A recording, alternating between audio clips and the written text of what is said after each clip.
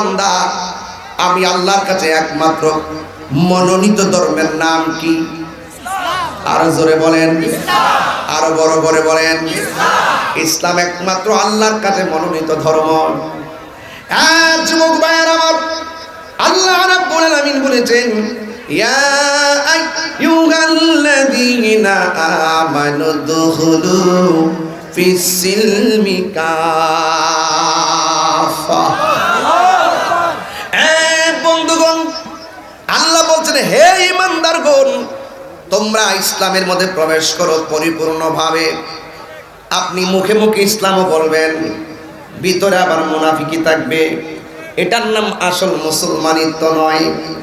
আপনি 5 ওয়াক্ত নামাজও পড়বেন, আবার মসজিদের প্রথম কাতারে দাঁড়াবেন, কিন্তু খবর নিয়ে দেখা যায় নন্দীগ্রাম কয়গাড়ির মানুষ, যেই মানুষটা প্রথম কাতারে যায় নামাজ পড়ে, কিন্তু খবর নিয়ে দেখা যায় ওই প্রথম কাতারের মুসল্লিটা সুদখোর। এমন লোক সমাজে আছে না নাই? আর বড় করে বলুন, আছে না নাই? এটার নাম মুসলমানিত্ব না। মুসলমান মানেই হলো ইয়েস অর নট, হালাল খাবেন, হারাম ছাড়বেন।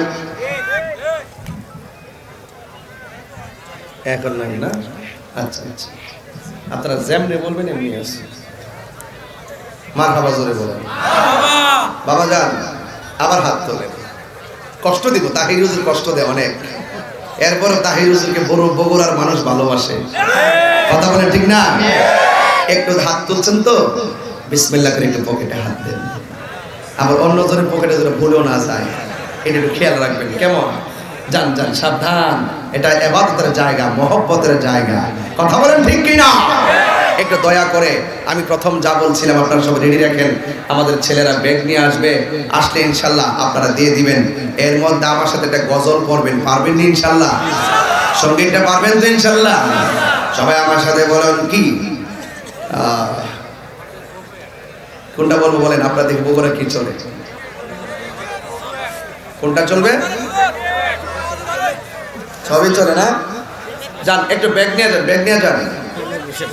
তুমি রহমান, তুমি মেহেরবান। সবাই পকেটে হাত দেন না, একটু গজলটা বলতে বলতে, আল্লাহর হামদ বলতে বলতে আপনি দান করেন, দেখবেন আল্লাহ আপনাকে গায়েবী খাজানা দান করছেন। তুমি রহমান, তুমি মেহেরবান, অন্ধ গাহেনা শুধু তোমারি গুণগান, অন্ধ গাহেনা শুধু তোমারি গুণগান, বুঝেও বুঝে না তবু শান, তুমি রহমান, তুমি মেহেরবান। জনম জনম যদি গাহি তোমার মহিমা গাও, শেষ হবে নাহি।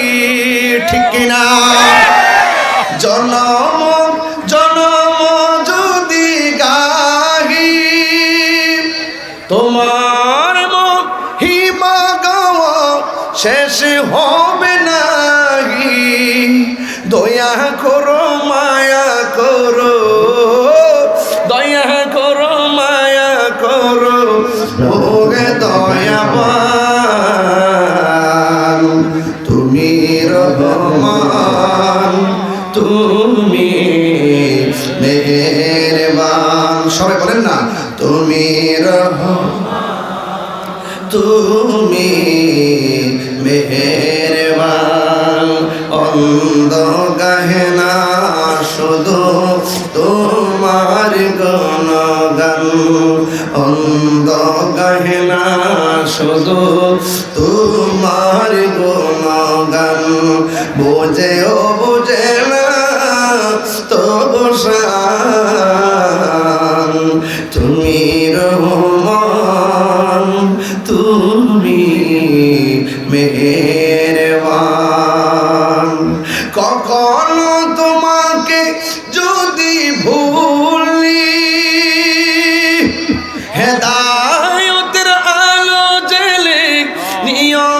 কাছে তুলি, ঠাই দিও গো প্রভু, ঠাই দিও গো প্রভু, তুমি দয়াবান, তুমি রহমান, তুমি মেহেরবান, তুমি রহমান, তুমি মেহেরবান। মারহাবা। আমার যুবক ভাইয়েরা, সাউন্ডটা ড্রপ দিয়েন না, কমান বাড়াইবেন না, এগুলো করেন না, একরকম রাখেন, একরকম। আমার যুবক ভাইয়েরা, এই জন্য বলছি আপনারা মধুর কণ্ঠে বলুন আমাদের হায়াতের মালিককে। তো যে আমাদের হায়াতের মালিক, যে আমাদের মৌতের মালিক, তার কদমে আমাদের কপাল ঠেকাতে হবে। কথা বলেন ঠিক কিনা? আল্লাহ বলেন, বান্দারে আমি আল্লাহ তোর যে জায়গাটা বানাইলাম, এই জায়গার ভিতরে আমি আল্লাহ দুইটা চোখ দিয়েছি। ওয়ায়াতাফাক্কারুনা ফি খালকিস সামাওয়াতি ওয়াল আরদ, আসমান এবং জমিনে যা আছে সবগুলো নিয়ে তুমি আমি আল্লাহকে গবেষণা করবা। আর কবি নদীর পার গিয়া বলতেছেন, ডেও ডেও পারি খাইতেছে, সবাই মনে করতেন ডেও ডেও তাল খেলতেছে। না না না না না, দলিলে পাওয়া যায় এই ঢেউয়ের তালে তালে একজনের জিকিরের আওয়াজের আওয়াজ তোলে। জবানটা খুলে বলুন তিনি কে? বাতাসের তালে পাতা লড়তেছে, আপনি মনে করতেছেন বাতাসে পাতা লড়তেছে, কিন্তু দলিল বলে পাতা আল্লাহর জিকির করতেছে। এই জন্য আমার নবী বলছেন, বিনা কারণে গাছের একটা পাতাও ছিঁড়া যাবে না। কথা বলেন ঠিক কিনা? এই জন্য আমার যুবক ভাইরা, আল্লাহ রাব্বুল আলামিন বলছেন, এই পৃথিবীটা দেখে দেখে তোমরা আমি আল্লাহকে গবেষণা করবা। তাই তো কবি বলতেছেন, তোমার সৃষ্টি যদি এত সুন্দর হয়, না জানে তুমি আল্লাহ কত সুন্দর। এই জন্য আল্লাহ এই বডির মধ্যে, এই চেহারাটার ভিতরে এমন একটা কপাল দিয়ে দিয়েছেন। এই কপালটা যখন জমিনের মধ্যে লাগাইয়া আমরা যখন বলবো সুবহান রাব্বিয়াল আলা, আল্লাহ তখন ফেরেশতাদেরকে ডাক দিয়ে বলবে, ফেরেশতারা তোরাই তো বলছিলি কেন দুনিয়াতে বান্দা বানাইতাম, দেখ দেখ আমার বান্দা আমার দেখে নাই, আমার বান্দা আমার কণ্ঠের আওয়াজও শুনে নাই। ওই বান্দাগুলোকে বানানোর জন্য তোমরা আমাকে বলছিলেন না বানায়, ওরা দুনিয়ার যায় মারামারি করবে। আমার আল্লাহ বলেন, ক্বালা ইন্নী আ'লামু মা লা তা'লামুন, আমি আল্লাহ যাহা জানি তোমরা তা জানো না।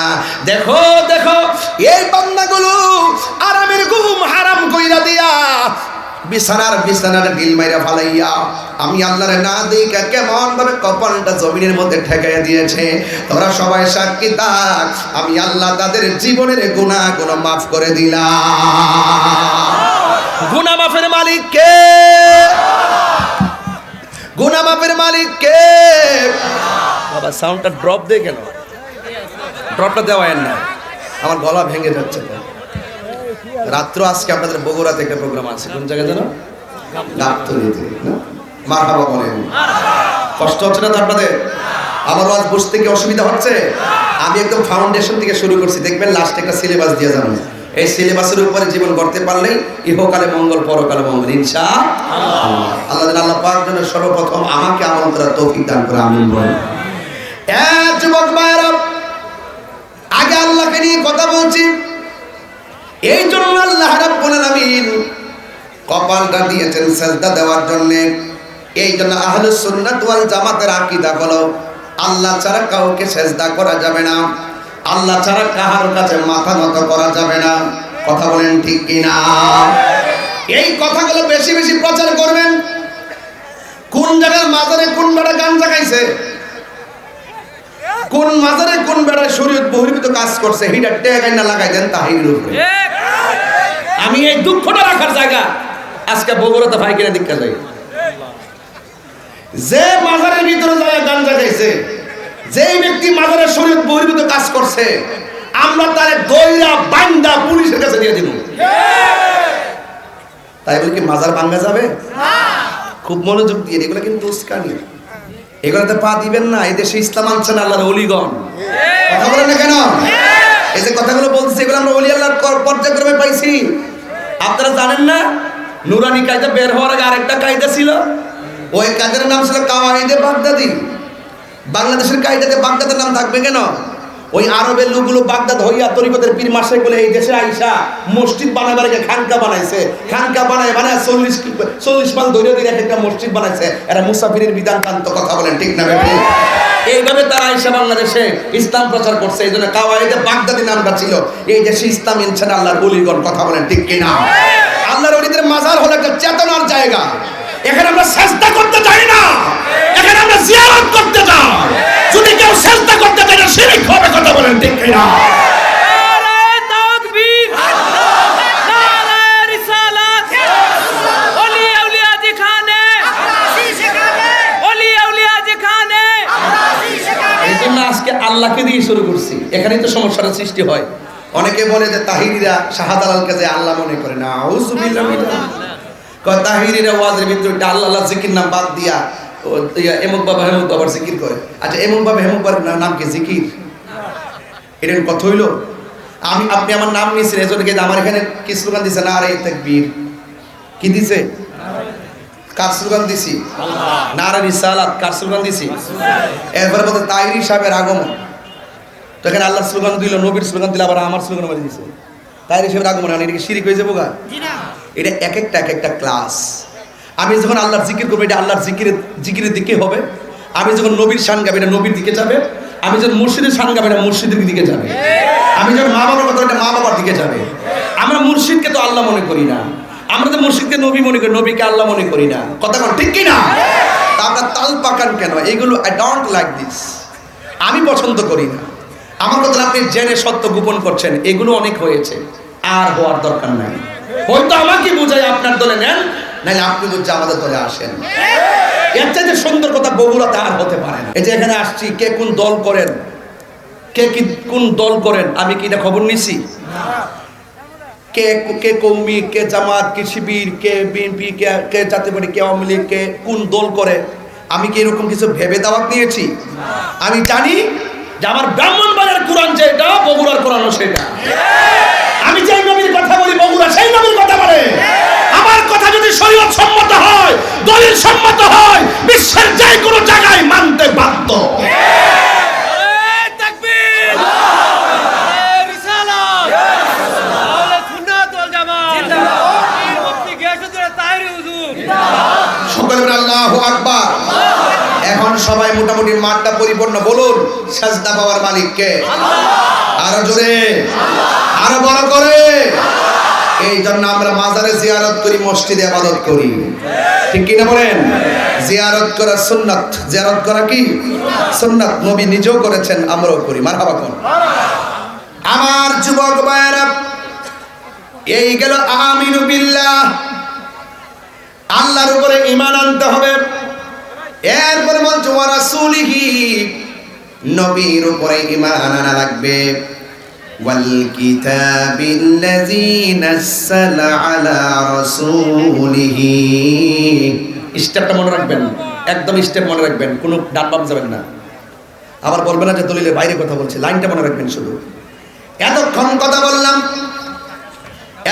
কথা বললাম, আল্লাহ পাককে চিনাইলাম, আল্লাহ পাকের ইবাদতের কথা বললাম। এখন আল্লাহ বলছেন ওয়া রাসূলিহি, তোমরা রাসূলের উপরে ঈমান আনো। শুধুমাত্র তাই নয়, ওয়াল কিতাবিল্লাযী নাযালা আলা রাসূলিহি, এবং আল্লাহ রাব্বুল আলামিন তার বন্ধু নবীর উপরে যেই কোরআনটা নাজিল করেছেন, এই কোরআনটার উপরে ঈমান আনা লাগবে। কোরআনের একটা জের জবর পরিবর্তন করার ক্ষমতা কি বগুড়ার কাহারও আছে?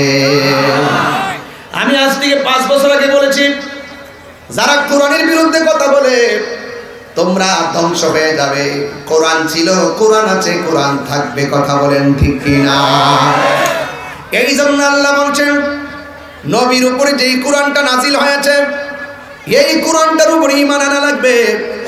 এরপর আল্লাহ রাব্বুল আলামিন 33 স্টেপে বলেছেন ওয়াল কিতাবিল্লাযী আনজালা মিন ক্বাবল।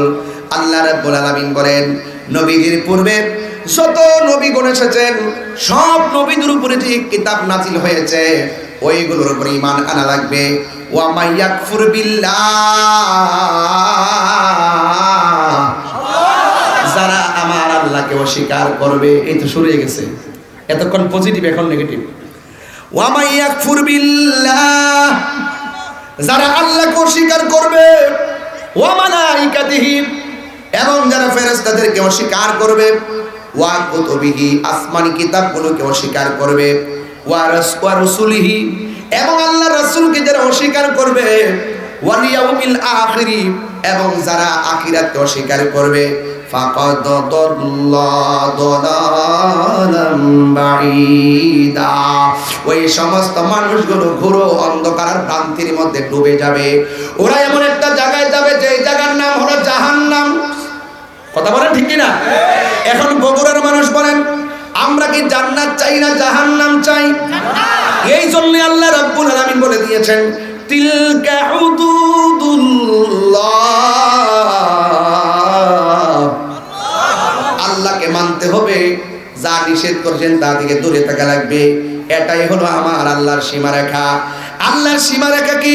কয় ওয়া মাইয়ুতিল্লাহ ওয়া রাসূলহু, যারা আল্লাহর আনুগত্য করবে, রাসূলের পাকের অনুসরণ করবে, ইউদখিলুহু জান্নাতিন তাজরি মিন তাহতিহাল আনহারু খালিদিনা ফিহা, যারা আল্লাহর আনুগত্য করবে, রাসূলের পাকের অনুসরণ করবে, আল্লাহ রাব্বুল আলামিন বলেন আমি আল্লাহ এমন একটা জান্নাত দিব যেই জান্নাতের নিচ দিয়া নহর সমূহ প্রবাহিত। আমার নবী বলে মিম্বারি আলা হাউজি, আল্লাহ আমারে যেই হাসরের ময়দানে যেই মিম্বরটা দান করবে ওই মিম্বরটা থাকবে হাউজে কাউসারের উপরে। আমার আল্লাহ রাব্বুল আলামিন ওই হাউজে কাউসারের নদীটা জান্নাতীদের নিচ দিয়া প্রবাহমান করে দিবেন। চিৎকার মেরে কি আল্লাহু আকবার বলা যাবে না? আর ইমানদাররা যদি আল্লাহকে ভালোবাসে, নবীকে ভালোবাসে, তাদের ব্যাপারে আমার আল্লাহ বলছেন ওয়াজালিকাল ফাউজুল আযীম, আর এটাই হলো ইমানদারদের জন্য সবচাইতে বড় সফলতা। এই জন্য যুবক ভাইরা আমার 5 ওয়াক্ত নামাজ পড়তে হবে, রোজা রাখতে হবে, হজ করতে হবে, যাকাত দিতে হবে, খেদমত করতে হবে, মা বাবার খেদমত, আল্লাহ পাকের ইবাদত, নবীর মুহাব্বত, আউলিয়া কেরামের সুহবত, হক কথা, ন্যায্য কথা, সভ্য কথা, অভদ্র আচরণ পরিত্যাগ করতে হবে। আমার আল্লাহ রাব্বুল আলামিন বলেন যারা আল্লাহর সীমারেখার ভিতরে থাকবে না তাদের ব্যাপারে আমার আল্লাহ বলছেন ওয়া মাইয়াসিল্লাহ ওয়া রাসূলহু ওয়া ইয়াতাআদ্দা হুদুদাহু ইউদখিলুহু নারা। চিৎকার করে কন্না আল্লাহু আকবার। যারা আল্লাহর সঙ্গে নাফরমানি করবে এমন লোক আছে না নাই? অনেক নাস্তিক দেখবে বিদেশে পয়সা পয়সা আল্লাহকে গালি দেয়। আরো যদি আছে না নাই বলেন? কিছু কিছু নাস্তিক আছে যারা আল্লাহর অস্তিত্ব নিয়েও কথা বলে, বিয়াদবি করে, আল্লাহ পাকের ওয়াহাদানিয়াতের বিরুদ্ধে কলম ধরে। আল্লাহ রাব্বুল আলামিন বলেন ওয়া মাইয়াসিল্লাহ, যারা আল্লাহর সঙ্গে নাফরমানি করবে, ওয়া রাসূলহু, এবং তার রাসূলের সঙ্গে নাফরমানি করবে, আমার আল্লাহ বলতেছেন ইয়াতাআদ্দা হুদুদাহু, আল্লাহ রাব্বুল আলামিন তাদেরকে তাদের সীমা লঙ্ঘন করবে, আল্লাহর সীমারেখার সীমা লঙ্ঘন যারা করবে, ইউদখিলুহু নারান, তাদেরকে আল্লাহ রাব্বুল আলামিন জাহান্নামের ভিতরে প্রবেশ করাইয়া দিবেন। ওয়ালাহু আযাবুম মুহিন, আর জাহান্নামের জায়গাটা বড় অপমানজনক আর লজ্জাজনক। জাহান্নামের জায়গাটা অনেক অপমানজনক। দুইটা রাস্তা ক্লিয়ার করে দিলাম, আল্লাহ মানা নবী মানা নয়, নবী মানলেই আল্লাহ মানা হয়। কথা বলেন ঠিক কিনা? আল্লাহ যে একজন আছে হিন্দু জানে কি জানে না? এরপরে তারা ইমানদার নয়, তারা শিরক করে। কথা বলেন ঠিক কিনা? আল্লাহ যে একজন আছে খ্রিস্টানরা জানে কি জানে না? আল্লাহ যে একজন আছে ইহুদিরা জানে কি জানে না? আল্লাহ যে একজন আছে মুসলমান জানে কি জানে না? এবার আসেন দেখি, আল্লাহকে সবাই এক হিসাবে জানে এরপর সবাই নাফরমান কেন? কারণ অনেক ধর্মের মানুষগুলো আমার নবীরে মানে না। নবীরে না মানার কারণে তারা ভিন্ন ধর্মের মুশরিক। কিন্তু তাই বলে অন্য ধর্মের মানুষ হলেও তাদের উপরে আমরা জুলুম করতে পারবো না। আল্লাহর হাবিব বলেছেন, তোমরা তাদের সঙ্গে ভালোবাসা স্বরূপ আচরণ করো, তাদের উপর তাদের কাছে তোমাদের দ্বীনের দাওয়াতগুলো দিতে থাকো। যার ভাগ্য ভালো সে ইসলাম ধর্ম গ্রহণ করবে। মন্দ কথা নয়, হক কথা বলে দিয়ে যায়। আমার জীবনেও আমার হাতে প্রায় 30 থেকে 35 জন হিন্দু কালিমা পড়ে মুসলমান হয়েছে। দিনে দিনে মুসলমানদের সংখ্যা বাড়তেছে না কমতেছে। এই বাংলাদেশেও শান্তিতে সবাই মিলেমিশে চলতেছে।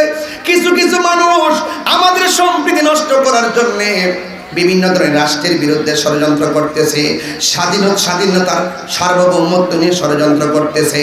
এই জন্য মুসলমান আপনারা যারা আছেন বাংলাদেশের নাগরিক সবাই এক থাকবেন। বাংলাদেশের মানুষ কোনোদিন লাল চক্ষুকে ভয় পায় না। কথা বলেন ঠিক কিনা? আমরা ভয় পাই, আমরা ভয় পাই না, আমরা দাসত্ব মানি না। কথা বলেন ঠিক কিনা? আমাদেরকে নিয়ে কেউ যদি আমাদের ভূখণ্ড নিয়ে খেলামেলা করে, কেউ যদি আমাদের সার্বভৌমত্ব নিয়ে খেলাধুলা করে আর আমাদেরকে বিভিন্ন চাপে ফেলে দিয়ে দাসত্ব বানায় রাখতে চায়, দাস বানায় রাখতে চায়, এই দাসের রাজনীতি আমরা বাংলাদেশের মানুষ পছন্দ করি না। কথা বলেন ঠিক কিনা? এই জন্য আমার যুবক ভাইরা একমাত্র শান্তি দিতে পারে আল্লাহর কোরআন, আমার আল্লাহর ইবাদত, নবীর মহব্বত। এই জন্য যুবক পায়ের মধ্যে হাত দিয়ে বলে দিয়ে যায়, আপনারা সবাই জবান করে বলুন, ইবাদত পাওয়ার মালিক কে? আর জোরে বলেন না, মালিক কে? তাই তো আমার নবী পাকের ভালোবাসার কথা বলছিলাম। আর যুদ্ধের ময়দান যখন কায়েম হয়ে যেত, আমার নবীর সাহাবীরা নবী পাকের সঙ্গে ইফতার করত। আমার নবীর সাহাবীরা নবীর সঙ্গে যুদ্ধের ময়দানে যাইত। আমার নবীর সাহাবীরা নবীর সঙ্গে ইতিকাফ করত। এত ভাগ্যবান সাহাবায়ে কেরাম, তারা নবীর সঙ্গে নামাজ পড়েছে। আর যুবক ভাইরা আমার নবীর পিছনে নামাজ পড়িরা নবীরে ভালোবেসেছে। আর আমরা নবীরে দেখি নাই, ১৫০০ বছর পার হয়ে গেছে, আমরা নবীরে কোনোদিন দেখি নাই, নবীর কণ্ঠ কোনোদিন আমরা শুনি নাই। না শুনি নাই বগুড়া নন্দীগ্রামের মানুষগুলো নবীর জন্য কত পাগল। হাইরা ইব্রাহিম আফিল বলি তায়েফের জমিনের যুবকেরা আমার নবীর দেখি তারা পাথর মেরে নবীর পিছন মোবারকটা রক্তে লাল করে ফেলেছে। জিবরাইল আলাইহিস সালাম যেই পাথরের মধ্যে দাঁড়াইয়া আমার নবীর বলছিল, ইয়া রাসূলুল্লাহ, ইয়া হাবিবাল্লাহ, আপনাকে আল্লাহ কালিমুল্লাহ বলে নাই, আপনাকে আল্লাহ সফিউল্লাহ বলে নাই, আপনাকে আল্লাহ নাজিউল্লাহ বলে নাই, আপনাকে আল্লাহ কালিমুল্লাহ বলে নাই, আপনাকে আল্লাহ রুহুল্লাহ বলে নাই, আপনাকে আল্লাহ খলিফাতুল্লাহ বলে নাই, আপনাকে আল্লাহ বিনা পরীক্ষায় হাবিবুল্লাহ বানাইয়া এই দুনিয়ার মধ্যে পাঠিয়েছে। ইয়া রাসূলুল্লাহ, আমার সামনে আপনাকে যে পাথর মারতেছে আপনি ধৈর্য ধারণ করে আছেন, একটা বার আমাকে অনুমতি দেন, তাই ফের পাথরগুলো কাফেরদের মাথায় ফেলে দেই। আমার নবী বলছে, এ জিবরাইল, আমি তো গজবের নবী নই, আমি রাহমাতুল লিল আলামিন। ও যুবকের দল, আজকে বগুড়ার মানুষ, নন্দীগ্রামের মানুষ আমরা স্মরণ করে দিতে চাই, ওই তায়েফের যুবকরা আমার নবীকে দেখা পাথর মেরেছে। আর বগুড়ার মানুষ যদি সেই দিন পাথরের সামনে থাকতো, পাথরগুলা বগুড়ার মানুষের বুকের মধ্যে নিয়ে নিত, মুস্তাফার বদন মোবারকে একটা পাথরের আঘাত লাগতে দিত না।